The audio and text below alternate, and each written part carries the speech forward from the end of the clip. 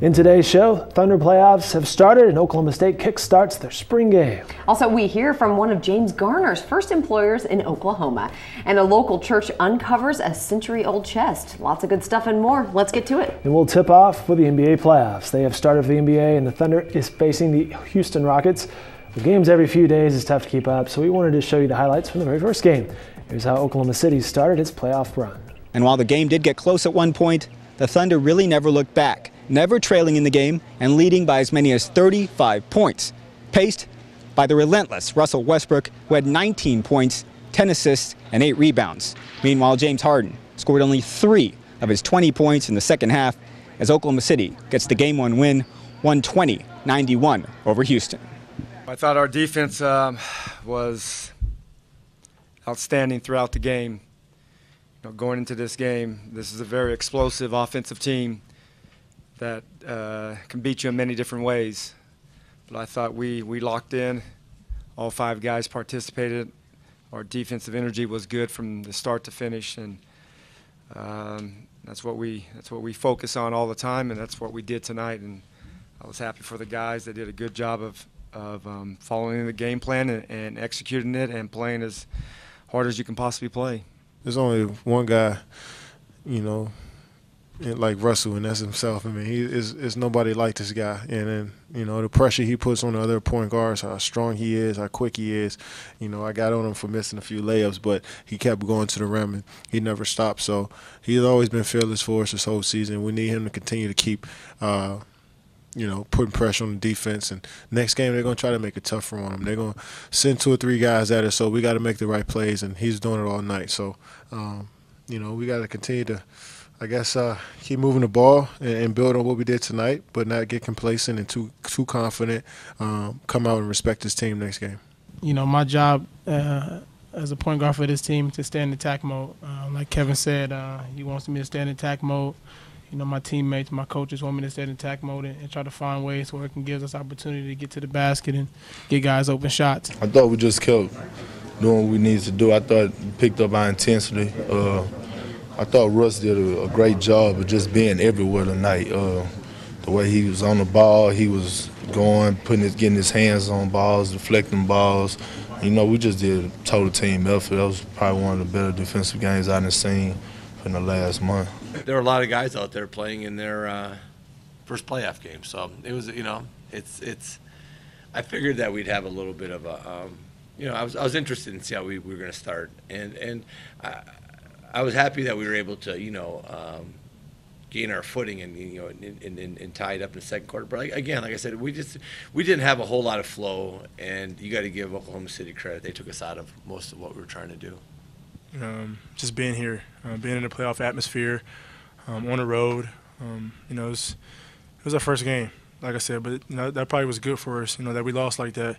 Now we can watch the film and know what we can get better at and come out and execute in the second game. So a tough start for James Harden. He used to be the hero here. Now he's the villain with the Houston Rockets. Upcoming game between the Thunder and Rockets, April 24th, April 27th, and April 29th. Well, basketball might be on a lot of folks' minds, but we can't forget football, of course. Oklahoma State took on, Oklahoma State. In the orange and white game, Gina Mizell and Jenny Carlson were there for all the action. I'm Jenny Carlson here with Gina Mizell. We're in Stillwater, where Oklahoma State held its spring finale today. The orange beating the white 17-7. Not sure that score really matters that much, Gina, but maybe it does tell us a little bit about how this scrimmage went a year ago. Over 700 yards, something crazy of offense in the spring game, which we saw in the season. The offense playing great today was really about the defense. Yeah, and I think that's a good step for this program. We heard all spring going into it that this unit was going to be more aggressive, that they were going to play more physical, just more, again, aggressive. And we did kind of see it today. Justin Gilbert had 2 interceptions after having no picks in 2012. A guy like Jimmy Bean had 2 sacks and a fumble recovery. And so the fact that they just got some conventional stops as well, too, again, I think it's a good sign because obviously, this offense is going to put up points. They're going to rack up yards. And Mike Gundy kind of admitted that it was a little bit vanilla today just because of the way the teams were split up and just the fact that, they couldn't go at a fast pace and you're kind of playing with guys that aren't always out there at the same time. So I think that played into it, but certainly the defense showed up today. Well, let's talk a little bit about the offense because we can't go that long without talking about the quarterback battle, which is apparently back on. who is going to be the starter for this team, and when are we going to know? Well, Mike Gundy said today that they're not going to talk about the quarterbacks till after the first game. We're certainly going to keep writing about the quarterbacks until that point, and he's going to continue to be asked about the quarterbacks. But I still think Shelf is the front runner at this point. But I think it's a little bit of a different race than last year, obviously, because all three guys did have success, and I could see this kind of going into fall camp where they have about 20 practices before that they face Mississippi State. So I would lean more towards Shelf, but again, who knows? But we'll keep asking about it, and we'll see if anybody eventually talks about it. And those two great ladies, along with our whole sports team, will keep us updated on any quarterback news and, of course, Thunder playoff news. So they're going to be busy. It's a busy time of year for them. That's exactly right, and they do a fabulous job. All right, coming up next, how some local kids are getting prepared for the Memorial Marathon. And how James Garner helped renovate a local store. That's coming up. Everyone gets excited on game day. With the Oklahoman Full Access, you can get your sports news any way you like. The Oklahoman Full Access includes print, smartphones, tablets, print replica, and our digital archives, starting as low as $12 a month. And it's free to current print subscribers. Log on to newsok.com/subscribe to get started today. The Oklahoman Full Access. Hello, this is Mary. I can help you. Hi, my grandma wants to know how to record my show. Press the guide button on the remote. Abuelita, toca el botón guide. Now find your show on the screen and press record. Ahora busca el programa en la pantalla. Working hard for every smile. Another reason why Cox is your friend in the digital age. Everyone has their morning routine. With the Oklahoman Full Access, you can get your morning news any way you like. The Oklahoman Full Access includes print, smartphones, tablets, print replica, and our digital archives, starting as low as $12 a month. And it's free to current print subscribers. Log on to theoklahoman.com/subscribe to get started today. The Oklahoman Full Access.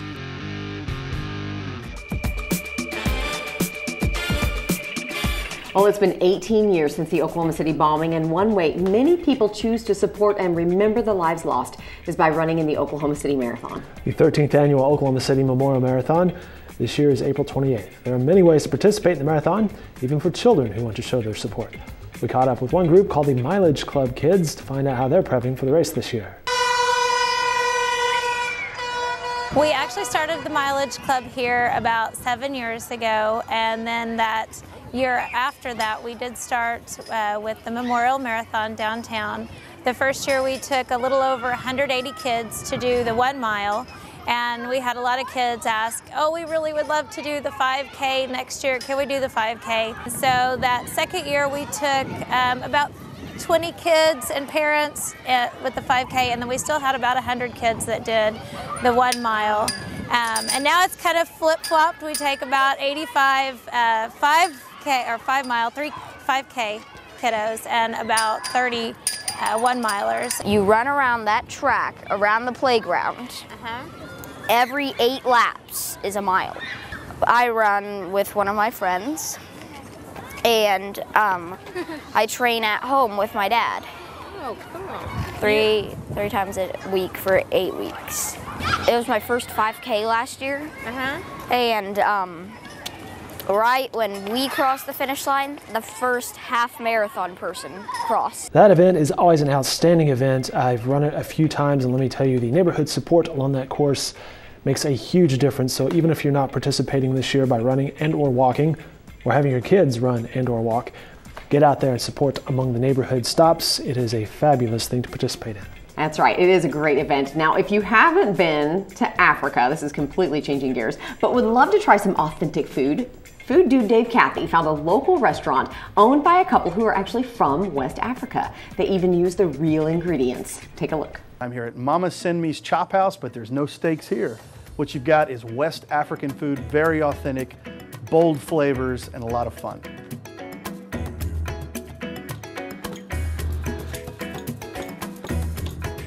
We're from West Africa.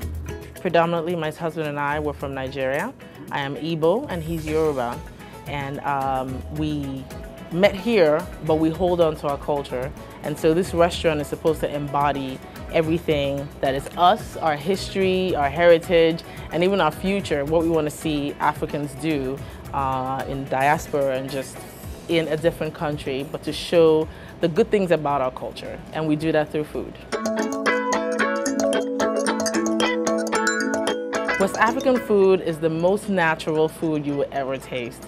No exaggeration. We literally go in our country, we go from the farm to the kitchen to your plate. It is so gluten-free, so healthy, so organic, and we want to share that with people. We do a lot of seeds, which are great. I know people put pumpkin seeds or sesame seeds in their salad. We don't do a lot of fresh salad, but we do a lot of dark leafy greens that are good for you. Great antioxidants and just everything, bursting with vitamins. And we eat that with our fufu, which could be a boiled yam or it could be a cassava, and it looks like a mashed potato, and we eat that with our leafy greens, which we can saute in like tomatoes or onions, with a hint of some spices that we get from home, like beans. We actually use beans as a spice to saute our food. And we do some meats and fish as well, but that is the choice of the consumer. So we get the yam, which is in the root, the family of the root, just like a potato, and we peel it, we boil it, and then we mash it together until it comes into a thick consistency. So that consistency is used with the flavorful soup. The soup has the spice, which you might want, but the fufu is bland. So when you taste it, it tastes bland. It has no taste, no salt, but it complements very well with our sauteed spinach.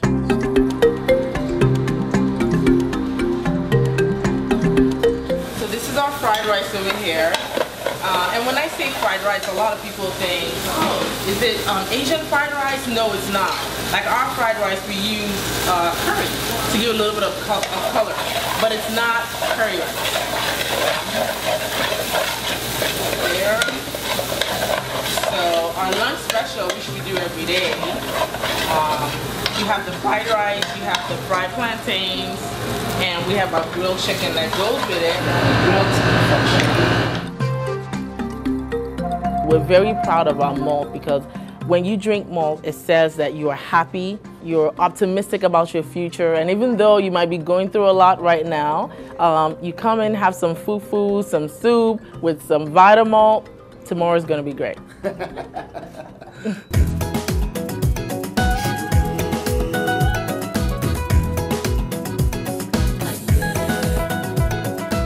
It is goodness all wrapped up in a bottle. And it's tomato, and we just, we slow cook it. And we use a lot of fresh ingredients. Parsley, bay leaves, thyme, a little bit of curry, some onions and garlic, and we blend it all together with some bell peppers and maybe 1 or 2 Scotch bonnet, and we just let it simmer. And I don't know if it's my hands or what, but it comes together. But you can use it on anything. You can use it on pasta. My kids love it. My kids will not eat African food, but put some red sauce on it. They can eat it with their French fries, with their anything. It goes on anything. So I'm very proud of it, my husband and I know that when people taste it, they'll love it too. And Food Dude is always finding unique places to eat. You can check out his blog at newsok.com/Dave-Kathy. He is. I had never heard of that place, Mama Cindy's Chop House, but they were the nicest people. I bet. They were just down to earth. They were like, come in, sit down, let me tell you all about this. Here's where we're from, Nigeria and Niger, and here's the food, and here's why, and it was a great experience. I bet. And the food was good. Yeah, so yeah, this guy always tags along because, you know, food. Most importantly, food. Yeah. All right, coming up next, a century-old chest is open. Find out what treasures might be hidden inside. That's straight ahead. With the Oklahoman Full Access, we deliver your news any way you'd like. The Oklahoman Full Access includes print, smartphones, tablets, print replica, digital archives, and the new Oklahoman.com. Plans start at only $12 a month. And all this is free to current print subscribers. Log on to oklahoman.com/subscribe to get started today. The Oklahoman Full Access.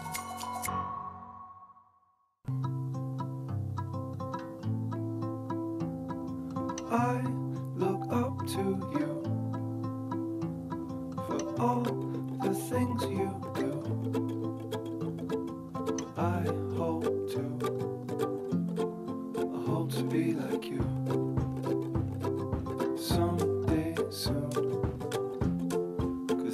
working hard for every smile.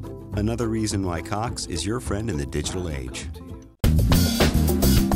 We're shooting more photos at each assignment, but we're putting those into separate galleries that can be added into the iPad and online editions so that the viewers can see a lot more photographs. We can tell a lot more of the story visually, give them more detailed shots, more overall shots, just a lot more variety that really enriches their experience.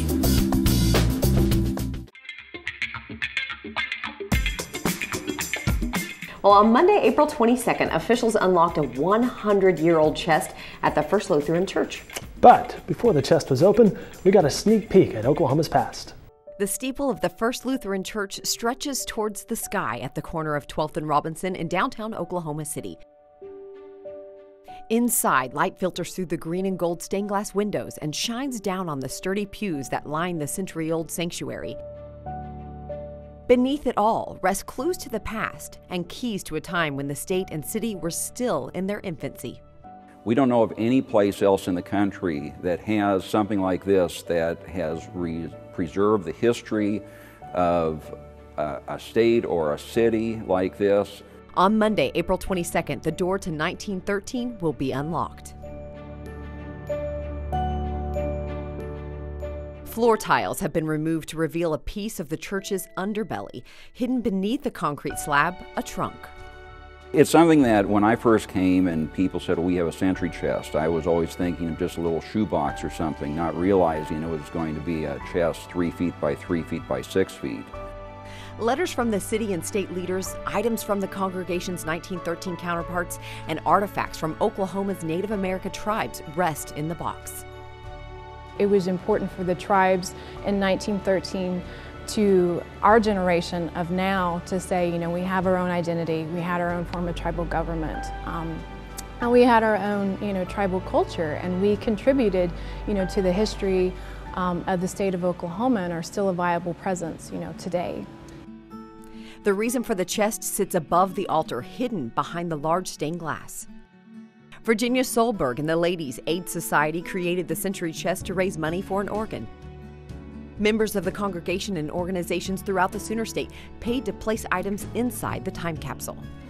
I know that both Virgie and George have letters that they put in the chest. Solberg's granddaughter and her family will be in Oklahoma City when the contents of the chest are shown to the public. I'm looking forward to being with all the people of the church who through this 100 years have remembered that the chest was there, and they have had a little ceremony commemorating that the chest is there. The Oklahoma Historical Society has been working alongside the church for more than a year. With the help of archaeologists, the Historical Society got a glimpse of the chest, but experts are anxious to get a closer look at the artifacts.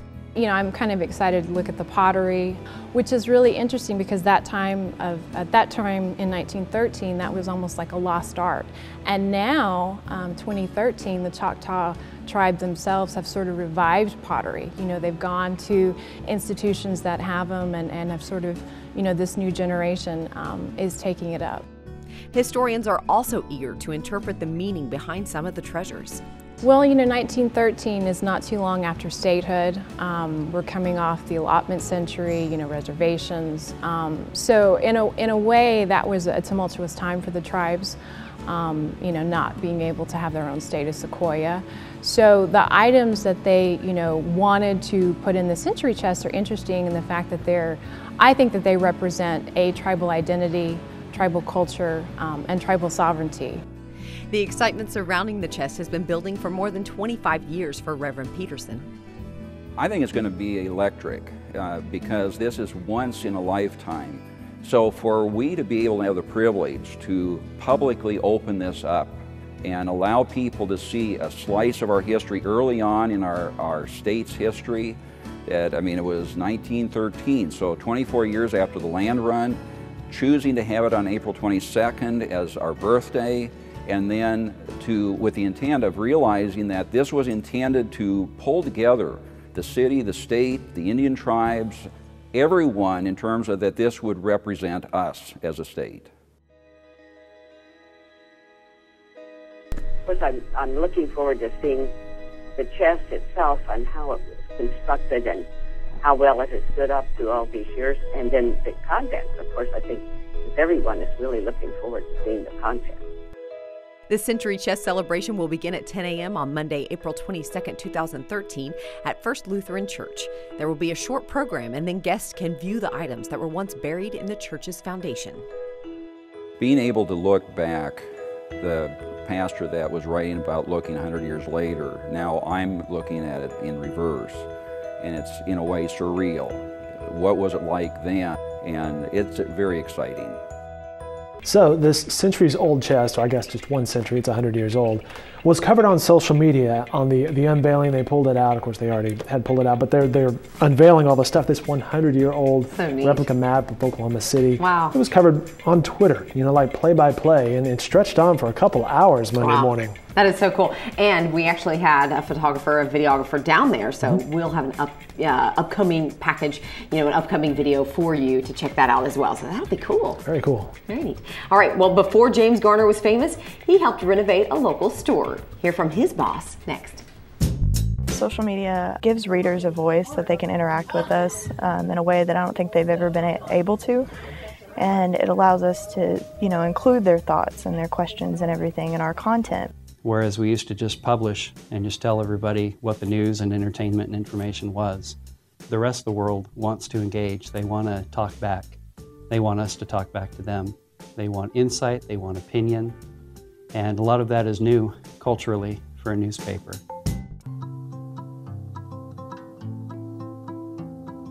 I look up to you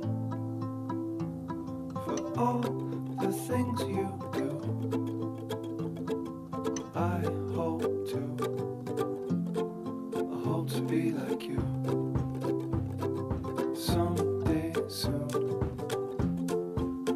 Working hard for every smile. Another reason why Cox is your friend in the digital age. In 2012, we had the largest concentration of Oklahoma musicians to go to South by Southwest ever. Dave Morrison and I, we talked about it as like, let's just do this guerrilla style, okay? We'll shoot 1 or 2 performances by an act, and then we'll get an interview, and we'll get it up as quickly as possible. So that's what we were doing. We ended up with 21 different videos, and those also included some stand-up.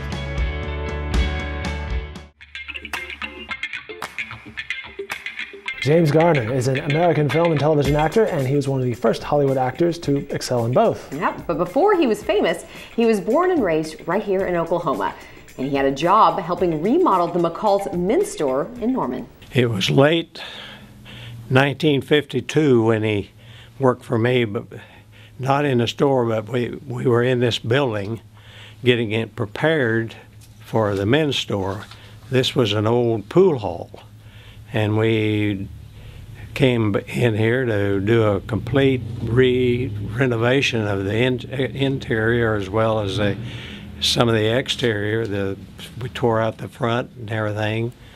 And his name was not James Garner in that time. He's a boy, and his older brother, Charlie, their names were Bumgarner. And it's an old name in Norman. There's still a lot of Bumgarners in Norman, Oklahoma. I got acquainted with Jim and his brother Charles while working for the McCall's men's store in Norman when I was going to college after I came back from the war. And Jim was just kind of a maverick type kid, and he was good looking and 6'1" and could do anything. And so when I came up here and rented this building, Charles, his brother, said, well, he was pretty handy with the saw and hammer and everything, and so he says, I'll get Jim to help us. So the 3 of us tore out the front and started working the inside off, and that was probably late November of '52, because we opened the store in March of '53. And anyway, we worked pretty hard in here, and I took up the old flooring, and it had been a pool hall, and they had put tar paper, roofing paper or something on the floors, and we had to get it up. So we took these things that looked like a garden hoe and straightened them out, and we was standing here pushing them, and we got about halfway back here to Jim and myself, and so he left town, and that was the beginning of his career. Did you ever hear from him again? Oh yeah, I've heard from him several times, and I visited with him. He was inducted into the Cowboy Hall of Fame, and they had a party for him, and I was invited to that party, and I went down to see him then. And at that time, I'd lost my wife earlier, and I remarried, and my wife didn't really think I knew James Garner, because he changed his name. Hollywood changed his name to Garner.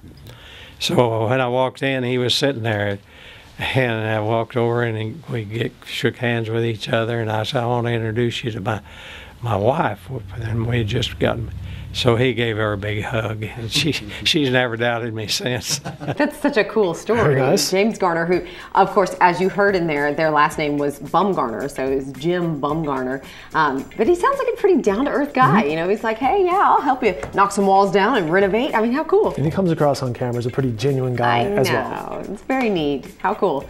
What a great legend. What a great legendary actor that we have right here from Oklahoma. That's right. Street named after him in Norman, right? Yep. All right, that's all the time we have for this edition of News OK TV, because that's all the knowledge I have of James Garner. And you can watch all of these videos and much more online at newsok.com. See ya.